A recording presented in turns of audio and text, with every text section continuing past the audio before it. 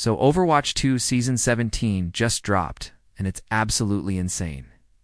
First off, we got a Stadium mode rework that completely flips the entire game on its head.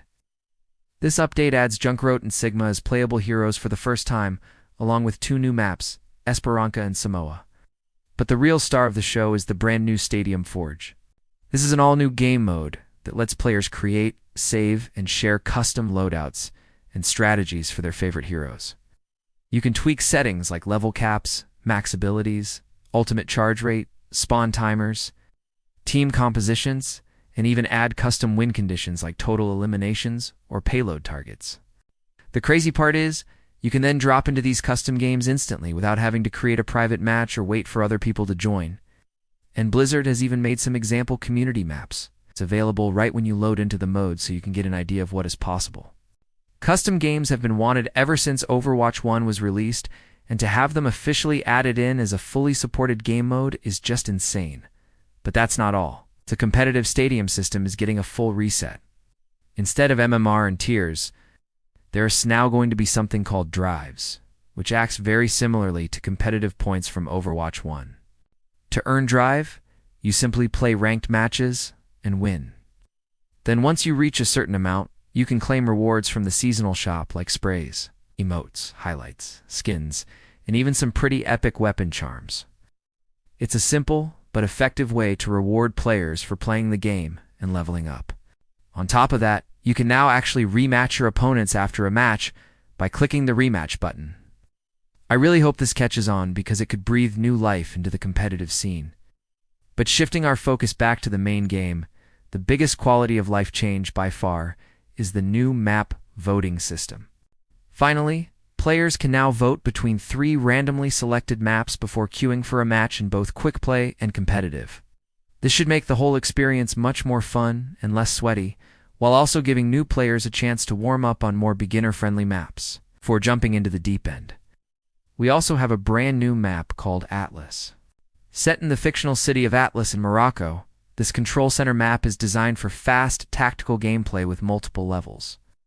Verticality and plenty of room for flanking. It replaces Watchpoint Gibraltar in the active map pool and is set to be the new go-to pick for high-level ranked play. The Battle Pass this season is also insanely packed. The theme is 8-bit and Overwatch Academy, combining retro arcade vibes with anime-style high school skins. There's a ton of content here. You've got 8-bit Genji, Sombra, and Reinhardt, Sakura, Ana, Professor Junkrat, and Delinquent Cassidy. And in the Ultimate Battle Pass, you unlock Principal Widowmaker and Professor Sigma. Both of these skins have some incredible detail, and the animations are next level. But the biggest surprise is that for the first time ever, there are 2 Mythic tier cosmetics in one season. The Horang Mythic skin and the Steel Death Reaper Mythic weapon skin. These 2 items take customization to the next level with unique materials, interchangeable components, and the ability to further upgrade the look with special attachments. They're easily the best skins in the game and are a big step forward for Overwatch 2. In terms of gameplay changes, Bastion is getting a huge survivability buff with a 10% reduction to his hitbox size. That might not sound like much, but it's actually a massive improvement, especially for a hero as immobile as Bastion.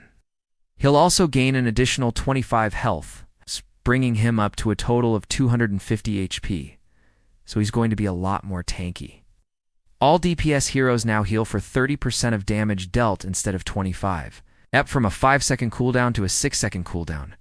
That's a small trade-off considering the 20% damage boost.